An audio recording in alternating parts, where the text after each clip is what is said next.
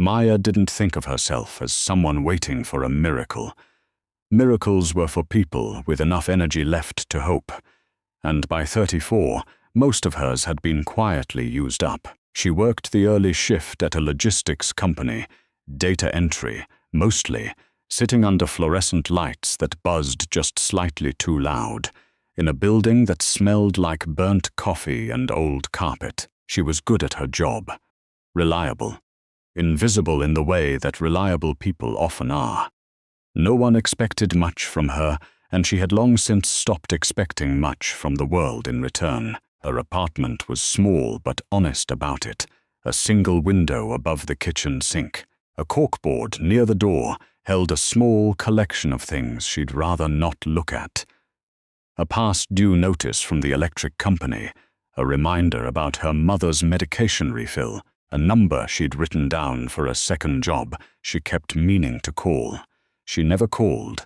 Every month, before she paid anything else, she transferred $200 to her mother's account. It was non-negotiable. It was also the reason she ate a lot of rice. She was not dramatic about any of this. That was the thing about Maya. She carried her life quietly, like something fragile she didn't want to make a fuss over. Then one Tuesday a letter arrived, thick, official.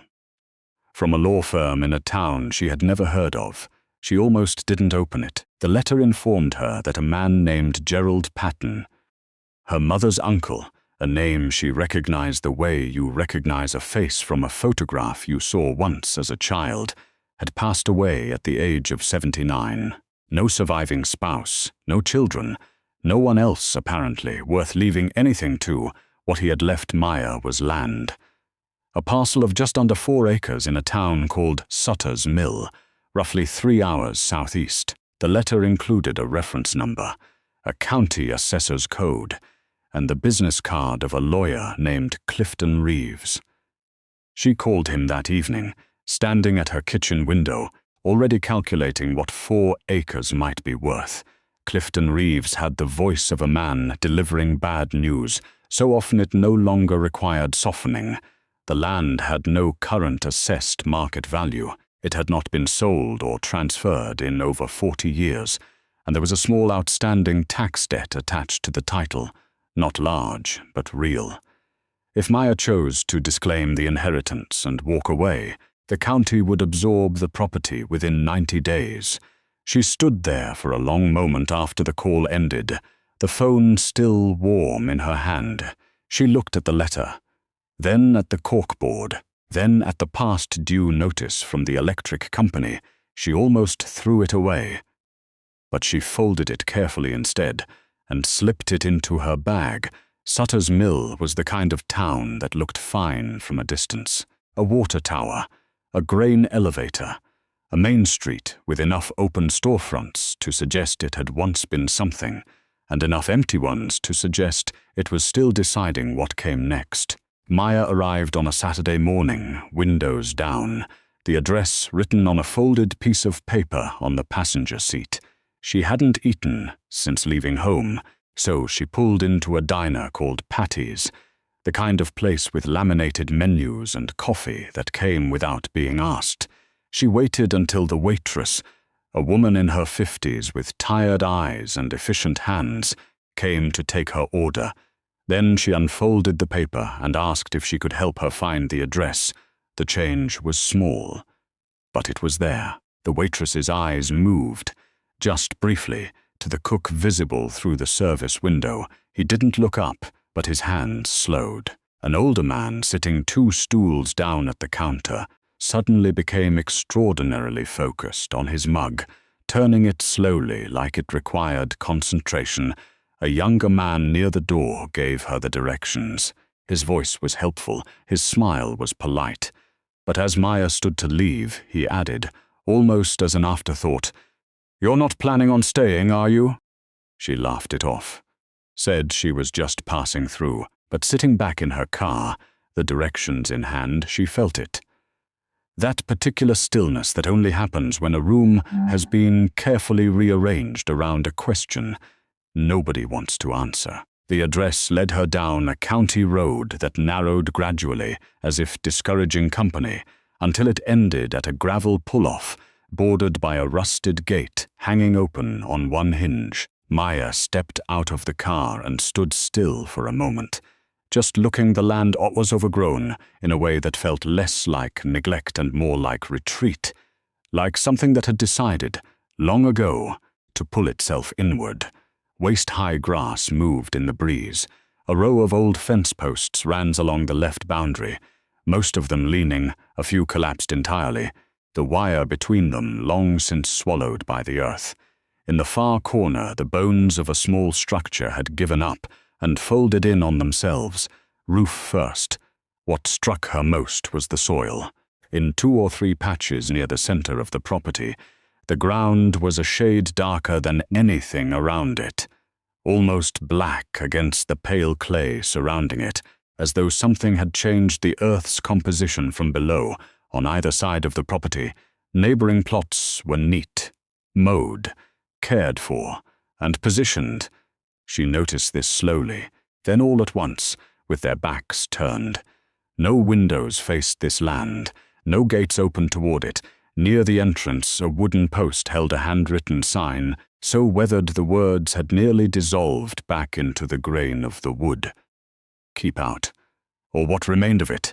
Maya walked the boundary anyway, and near the darkest patch of soil, she found it, a rusted metal stake driven deep into the ground.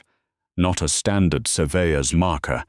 Someone had put this here deliberately, carefully, and a very long time ago. The motel on Route 9 had thin walls and a vending machine that hummed too loudly, but it had decent Wi-Fi, and that was enough.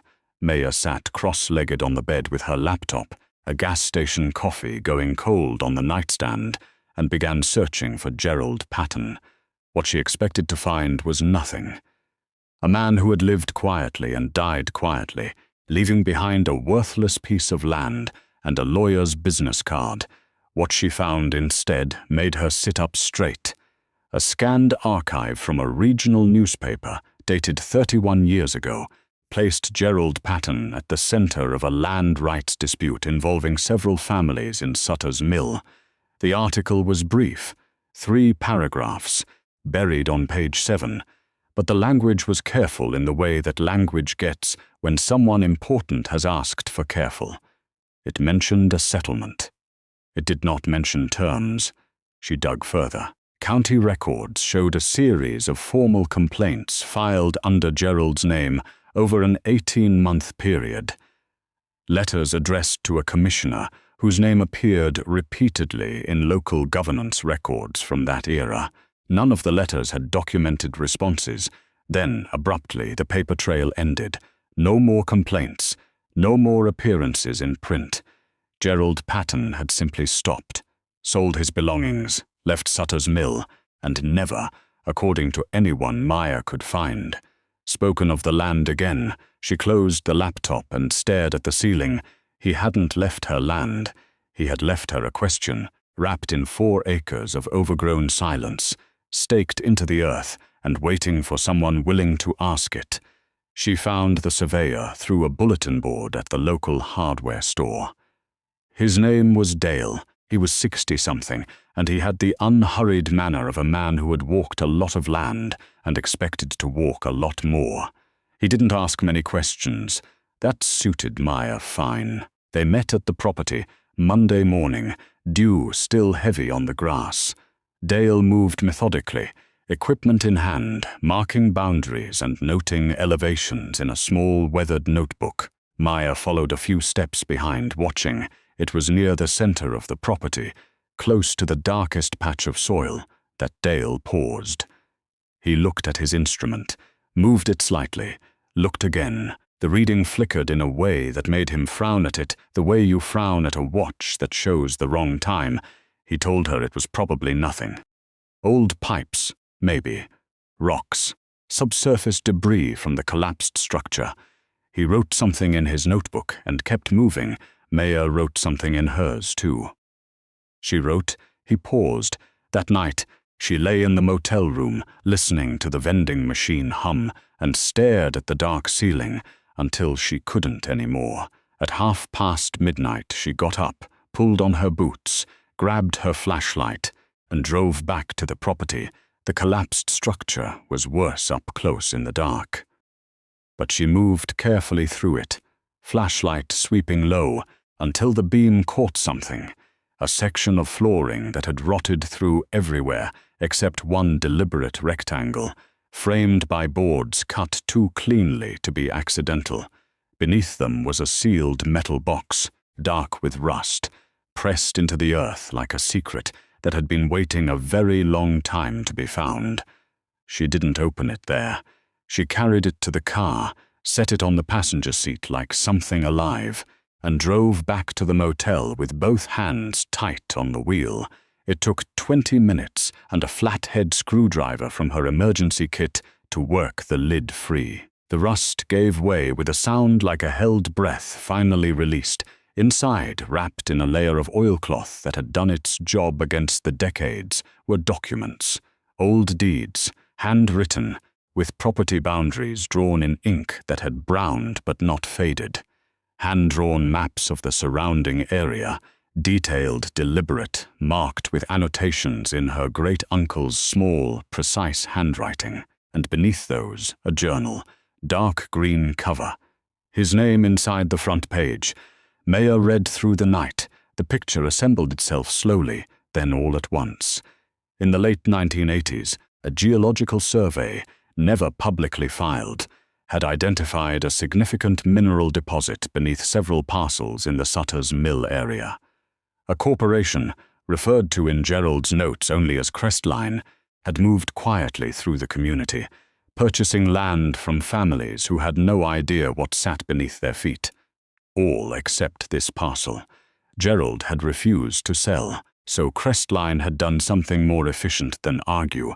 They had arranged, through a county official Gerald named explicitly, to have the land formally discredited, assessed as contaminated, whispered about, avoided, a slow erasure that cost far less than a legal fight. Gerald had documented everything, names, dates, transactions, and then someone had visited him. He didn't write what was said, only that after that visit, he understood continuing would cost him more than land.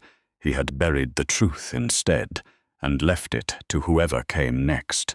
She hadn't told anyone what was in the box. She hadn't told anyone much of anything. But Sutter's Mill was a small town, and small towns have a way of knowing things before you decide to share them. The first call came Tuesday afternoon.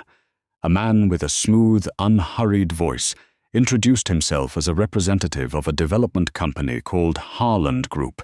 He was friendly, almost warm.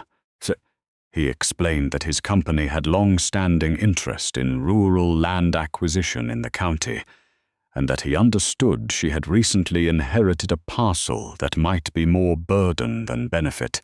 He offered her $18,000, framed it as doing her a favor. Said the offer had a short window. She thanked him and hung up. The following morning, a local official named Burrows appeared at the motel.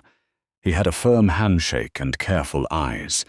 He explained with great patience that the tax situation attached to the property could become complicated depending on how the county chose to classify certain outstanding assessments.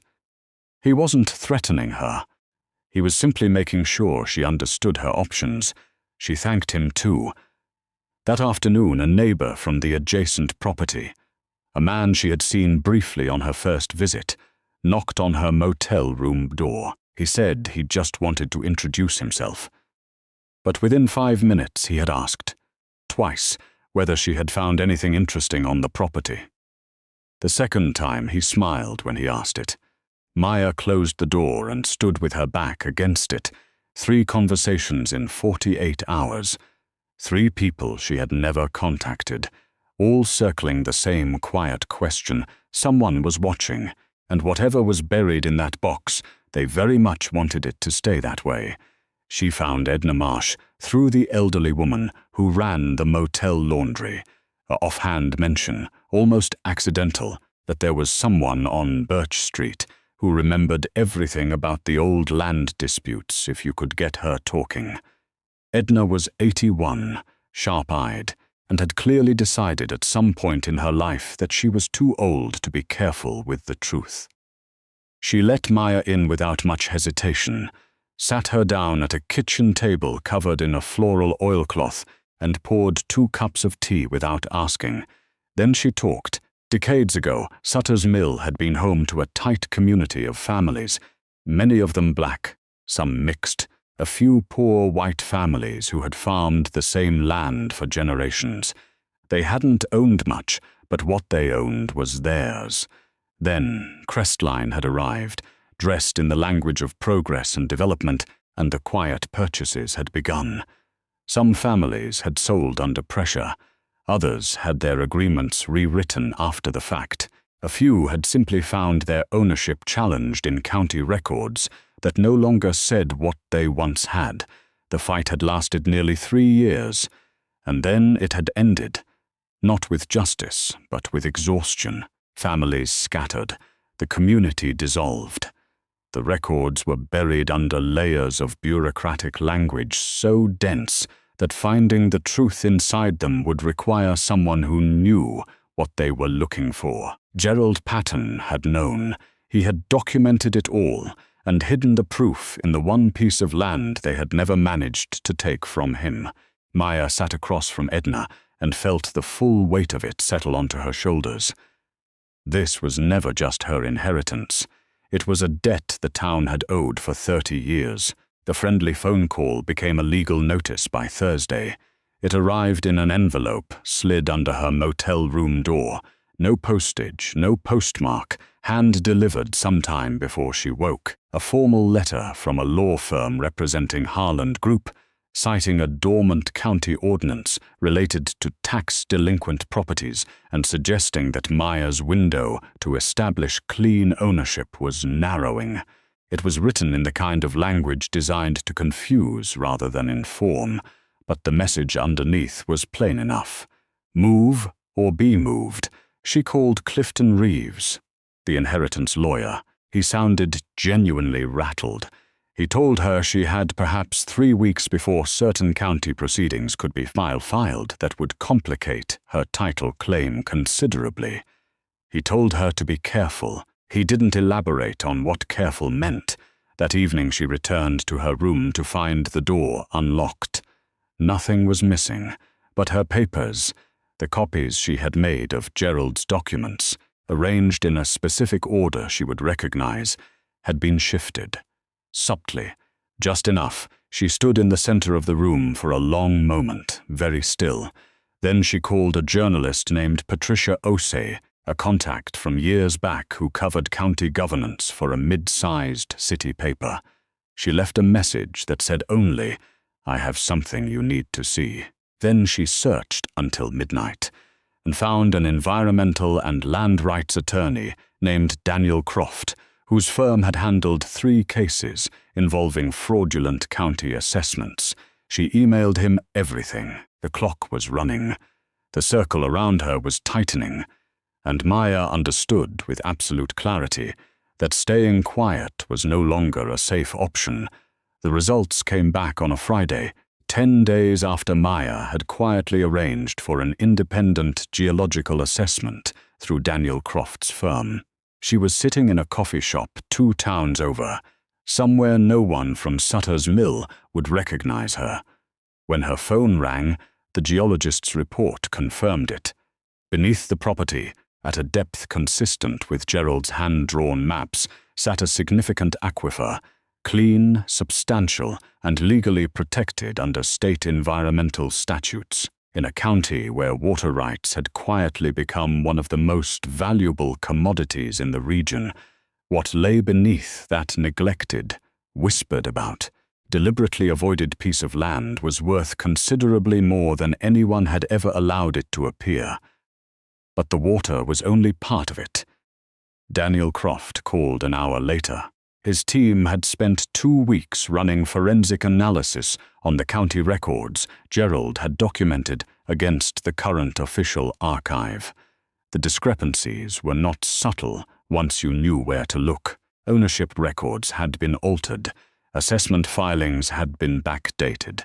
2 signatures on official county documents were forged, one belonging to a commissioner who had died before the date printed beside his name. Crestline hadn't just purchased land cheaply. They had rewritten the record of who had ever owned it.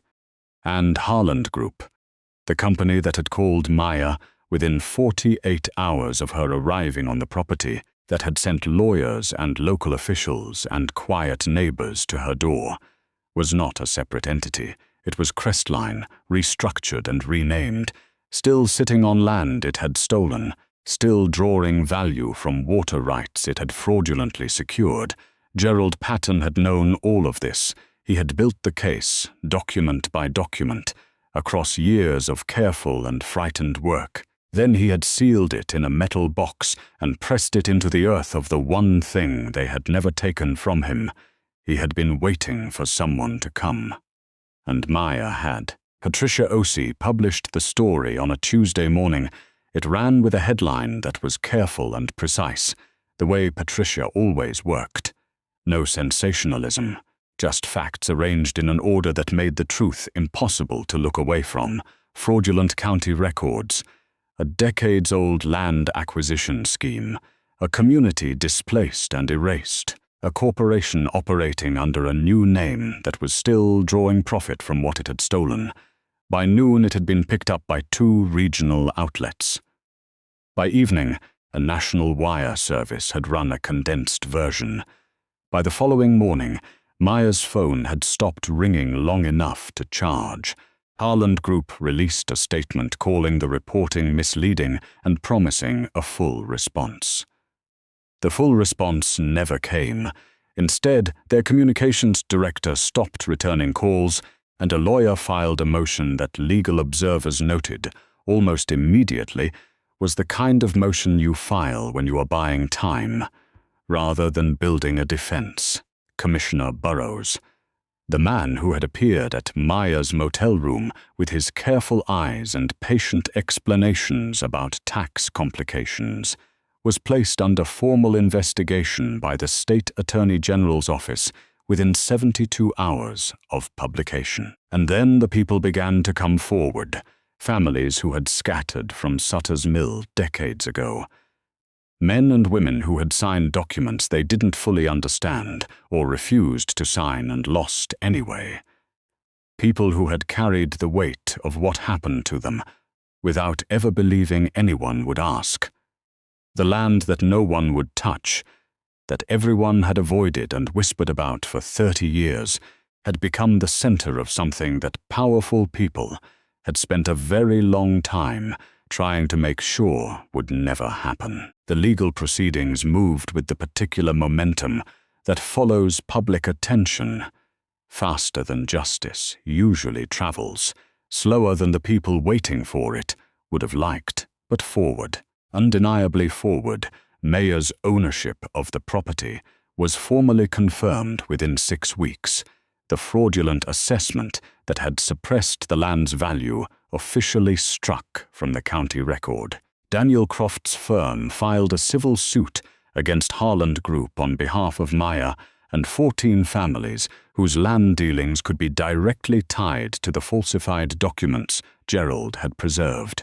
The water rights attached to the property, once invisible, deliberately made so, were formally assessed and placed in legal trust pending the outcome of broader proceedings. Crestline's restructured entity faced regulatory investigation at both the state and federal level. 2 former executives quietly retained separate legal counsel.